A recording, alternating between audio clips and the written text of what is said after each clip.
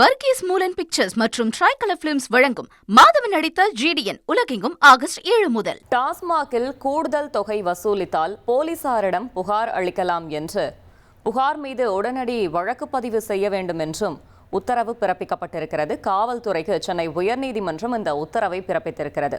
மேலும் தகவலை செய்தியாளர் சுரேஷ் வழங்க கேட்கலாம். சுரேஷ் வணக்கம். இந்த உத்தரவு குறித்தான முழு தகவலையும் சொல்லுங்க.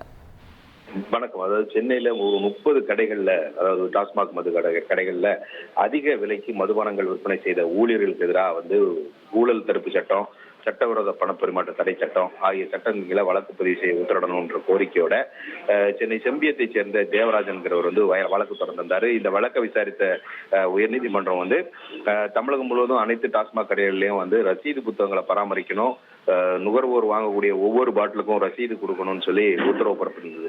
இந்த வழக்கு இன்னைக்கு நீதிபதி இளந்திரையன் முன்னாடி மீண்டும் விசாரணைக்கு வந்தப்ப இந்த மதுபானங்களுக்கு ரசீது கொடுக்கணும்னு சொல்லிட்டு ஏற்கனவே அந்த கடைகளுக்கு சுற்றறிக்கை அனுப்பப்பட்டுள்ளதாகவும், இந்த மது வாங்குவோருடைய கூட்டம் அதிகமா இருக்கிறதுனால ரசீது வழங்குவதில் சிறப்பங்கள் இருப்பதாகவும் டாஸ்மாக் நிர்வாகம் தரப்புல தெரிவிக்கப்பட்டது. ஆனா நேற்று கூட மது வாங்கிய போது ரசீது தரல, கூடுதல் கட்டணம் வசூலிக்கப்படுவாங்க அப்படின்னு மனுதாரர் தரப்புல புகார் தெரிவிக்கப்பட்டது. இதை எடுத்து நீதிபதி சொல்லும்போது சூப்பர் மார்க்கெட்ல கூட டூத் பேஸ்ட் வாங்கினா கூட ரசீது கொடுக்கக்கூடிய சூழல்ல மாநிலத்துக்கு பெரிய வருவாயை தரக்கூடிய டாஸ்மாக் கடைகள்ல ரசீது வழங்குறதுல என்ன பிரச்சனை இருக்கு, இந்த கூட்டத்தை முறைப்படுத்துறதுக்கு ஏன் காவலர்களை போலீசாரை நியமிக்க கூடாது அப்படின்னு கேள்வி எழுப்பினாரு.